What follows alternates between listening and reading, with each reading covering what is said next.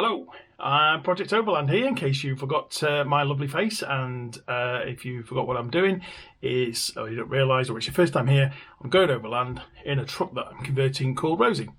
Here's what's coming up.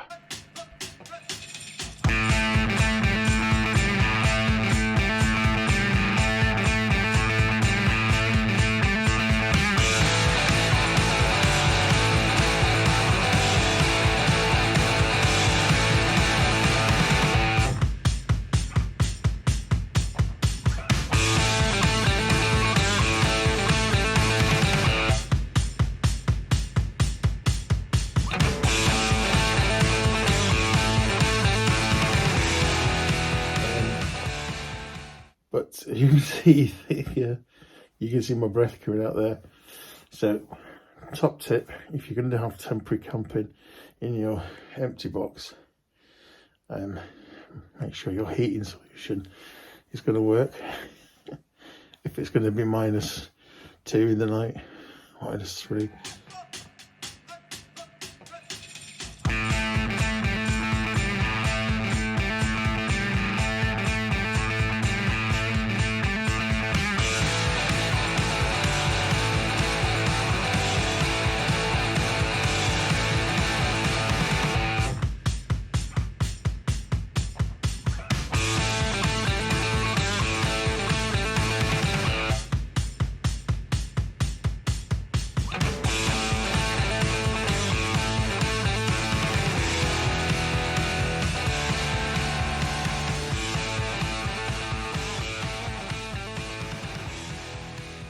So, in the latest update, this is just to bring you what I've been up to, which, quite frankly, is not a huge amount with the truck, but it is a lot in my life. So, if you're interested in me and what I'm doing, stay tuned. If you're interested in what I've done with the truck, probably hit the fast forward because there's tiny bits. I'm only joking. Stay. Have a look at what I've been doing. Some of it's interesting. So, I've been doing quite a lot with Overland Academy. That's really coming along. We went to the Overland show and had a stall there, although it was kind of a little bit late notice for us, and also I had COVID just before I went, so that was difficult to get that sorted. But we got there. We had we took Rosie. We got some stuff. And we spoke to people, and we've got some customers, which is great. And we're really looking forward to that because it's making a difference in the community. That's what I'm about. Helping people go out there, be safe in the trucks, because I've done 30 years off-road driving. I kind of know what I'm about, even though I've not done it in a big truck. But if you've done that kind of level of off-road driving, then you've got a good idea. But if you've never done any off-road driving, it is a completely different skill set to driving on road, completely different. So we'll bring you some more of that. We'll get you some, hopefully. I'll tell you what we'll do. We'll when we get out there and out and about, we'll get one of the instructors, and then he can talk us through it. So I'll give you a bit of an idea. Let's face it, most of you are here for what's happening with the truck, so let's just get on with that. So registration turned up for Arnie. Arnie is the big green truck, which you can see a walk around video of that I did in a special. So if you've not looked at that, please do go take a look. I'll do a link here somehow. I don't know. I haven't worked out how to do that yet, but I'm going to do it. I'll figure it out. What else? So Rosie-wise, what have we been doing? So we did servicing. So that's the big thing. So how can I forget that? So I was joined by Matthew Payne, adventurer. Matthew Payne is quite well known to a lot of people in the expedition circles as part of the Just Escapes team who went off to Mongolia in 2 red DAFs. You can find a link to that page here. And Matthew joined me to come down and show me basically how to look after the trucks, how to service them, and how to kind of like basically just methodically check your truck for all the stuff that you need to check. I'll be going on one of the Overland Academy courses.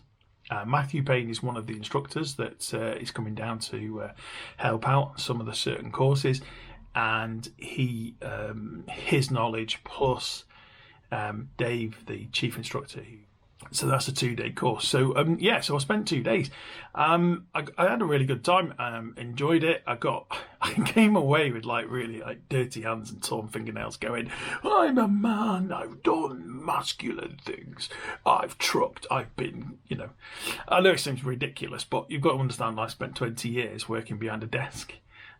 So the hardest thing I tend to do is go tip tap, tip tap."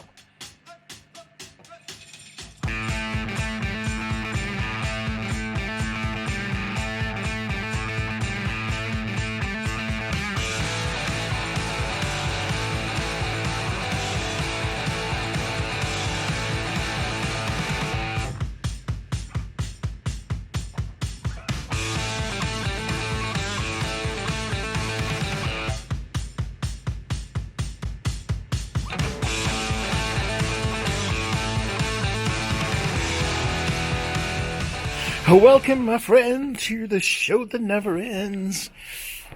Get underneath the truck. Get underneath. Okay, it is I. Small project. And look, finally, people will be rolling their eyes and saying finally, because I've got Milwaukee power tools and I'm not afraid to use them. Check it out. These aren't Milwaukee gloves, you'll be glad to know. Milwaukee won't, but other people who are going, Jesus, you even got Milwaukee gloves. So this is a Milwaukee 18 volt grease gun, and I've been using it, and I've been going great guns with it, and now I've just lost the right angle right angle part, so bear with. Okay, so comes with a right angle part, so we can get up here onto that. Obviously some are, depending how it's connected, some have gone, some haven't.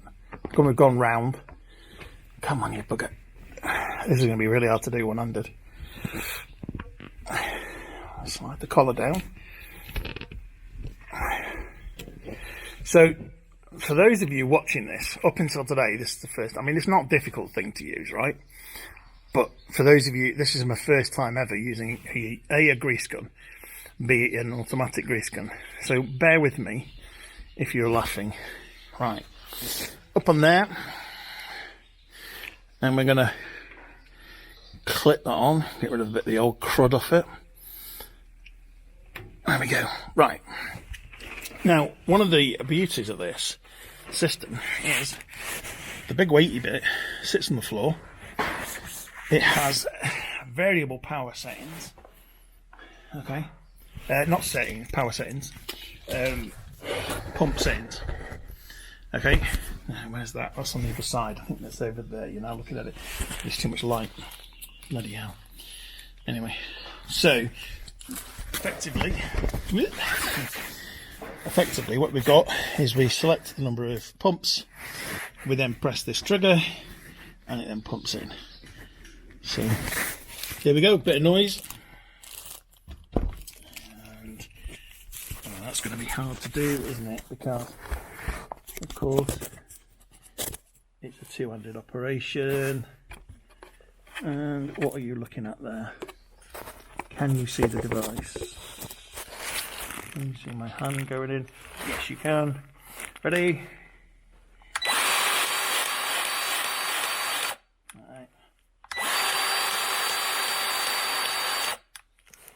Going to angle that light a bit so that I can see what I'm actually putting grease into.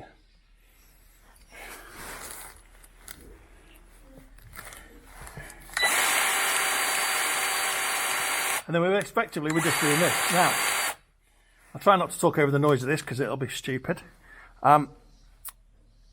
If you have a big truck like this, you probably want one of these. I've invested in it thinking, what the hell? Mainly because I am a Milwaukee Power, you know the word, and power tool thing, and it all goes with the systems that I've got. So I'm sticking with this M18 fuel, and everything runs off these, so I can just switch over. But the advantages are, now even Mr. Payne, Matthew Payne, great adventurer, seasoned expedition traveller, has a grease gun, and he was doing his the other night, and after using this one on Rosie, and he was like, "Nah, I'm just going to go buy one of these." So do yourself a favour, save yourself a bit of labour. If you can afford it, buy one of these.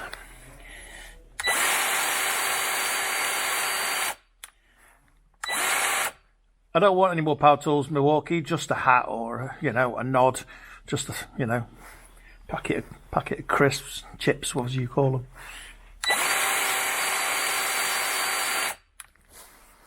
I don't think you want to see any more. You're going to get bored. Oi, there we go. There we go. Bit of video.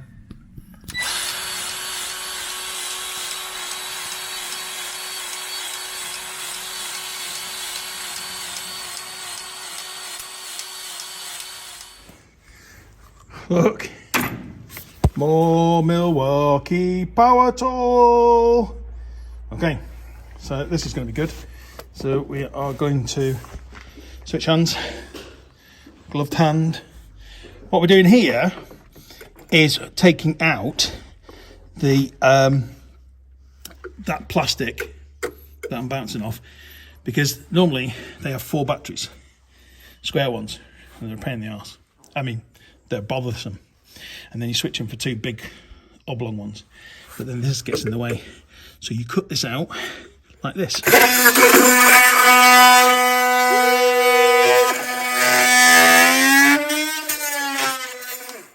Like so. So basically, this is just to prove I use these tools. Okay. Everybody happy? Jolly good. Oh yeah, so Rosie had a problem. We went all the way to problems. We went all the way to the show, and after 4 hours of driving, despite the fact that she'd been in for a new alternator, batteries still weren't charged. So the truck was flat. So pulled it up, stopped, went to get start again. Nothing. After 4 hours, like gutted. 600 quid bill. New starter, new alternator on it, still nothing. Alternator fault went away on the dash. Great, 600 quid to clear an alternator fault on the dash. So there's loads of people that are watching this that have got these trucks who are sitting there nodding now, going, "Yeah, told you so." Yeah, too complicated. No, not really. Every truck's got an alternator, but yeah, it turns out once we got there and somebody had a multimeter and put it on, and one of the batteries out of the 2 was only pushing out 7 volts. Now, I don't know why they didn't check the batteries when they put the alternator on, but there you go. So that's another thing to have a conversation with them about. But what the good thing is, so BBL Batteries, where I bought the UASA batteries from, took the UASA battery to them and said, "This one's only pushing out 7 volts." And they took the email and checked it up and said, yeah, you just literally on the warranty, period, we'll replace it without a quibble. Just, replace the battery, switched it out. There you go, sir. Brand new battery. Really sorry about that. I can't fault that. So that's BBL Batteries, and I use the Exeter branch, so which is in the southwest. But I think the BBL are in Bristol. But top service, good thing. So strangely enough, drop the 2 batteries in, bang, straight off. Yeah, no problems. So she's up and running fine.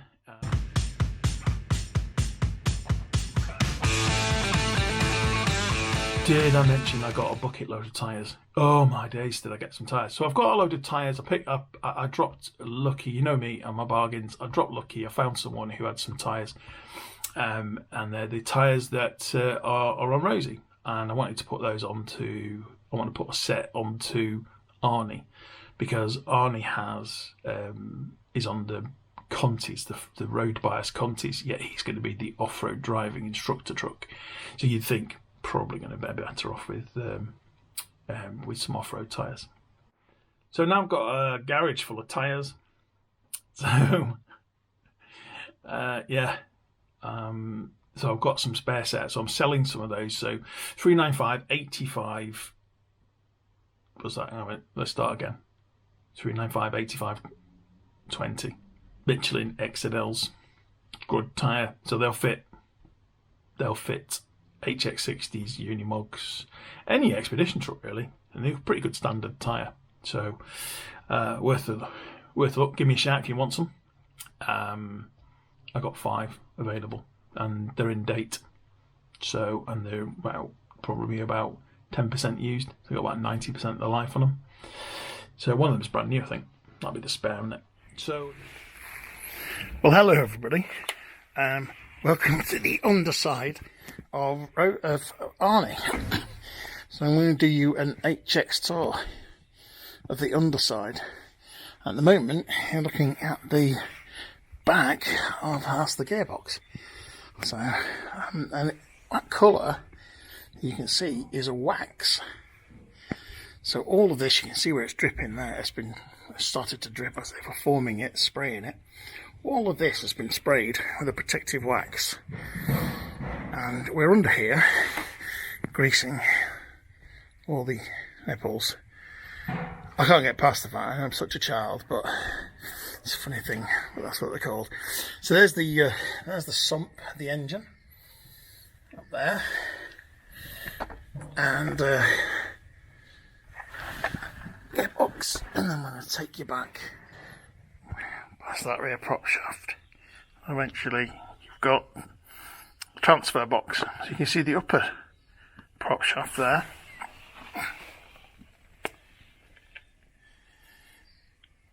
Feeding off the back of the gearbox, going into your transfer box, and then the two prop shafts, one going back and one going to the front. There's the cardan on this prop shaft, and that's about it. Interesting feature that I notice is exhaust comes down to this silencer box here and then feeds back up via this and then goes all the way back up there. So, world's longest exhaust system. There we go. That pipe there, which I can't quite point out, I'll try and hold the light and point to it. That pipe there is a PTO pipe, so that's a hydraulic pipe off the back of the power takeoff. Power takeoff will run from the back of the gearbox to power the generator, which is unusual for Arnie. Arnie's the only one out of the two that has that. Rosie doesn't have that feature. There we are. All right. Got any questions? Put them in pop them in the text below. I'll try and answer.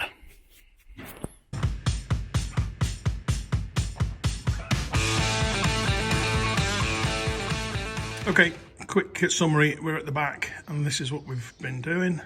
Go over here, and you can see the reversing camera and extra reversing light. That will give some added much needed added aid for coming backwards. So the other thing that some people have mentioned is there's a bit of a gap here, clearly because there's a missing mudguard. That's going to get filled with a locker box. So you'll have a locker box coming in at the back here to blank that off. Just that we haven't got the locker box fixed yet. There we are. Right, let's go and have a look at the reversing camera in the cab. Reverse camera wired up, and it's wired up to the side lights. So pop the side lights on and ba-ding! There it is. So that's my reverse camera. When I sit down and think about it and go, oh, I haven't done anything. It's July and I haven't done anything. And I'm like, no, actually I have. I've achieved a fair bit, just not where I expected to achieve it. It's all stuff that needed to be achieved, but there's only so much you can do. And when you've got a full-time job, it's a bit difficult to fit everything in. So, yeah. Don't beat myself up. There's the rule. There's the takeaway from this. Don't beat yourself up if you're not. If you think you're going a bit slower than you think, actually you're not. You know, as long as you're moving forward, doesn't matter how slowly, you're still moving forward. And that's it. So thanks very much. Thanks for tuning in. Apologies that it's been a while. I will try and get these more on a more regular update and let you know what's going on. If you've got any questions about what you've seen, do let me know. Just stick them a comment in the box below and say, hey, yeah, what's going on here? So what about that? How to find that? Why did you not do this? So I'll get a few of those. Why have you not thought about that? So anyway, thanks for tuning in. Appreciate it. See you next time. All the best. Bye. Oh, God almighty, everything's backwards. I don't know how to end this segment. I've got an itch on my ear and I'm going to stop the video here. Busy. I've got no knees left. But Matt's a beastmaster. Keeps pushing me under a truck with another tool in his hand. That's not a euphemism.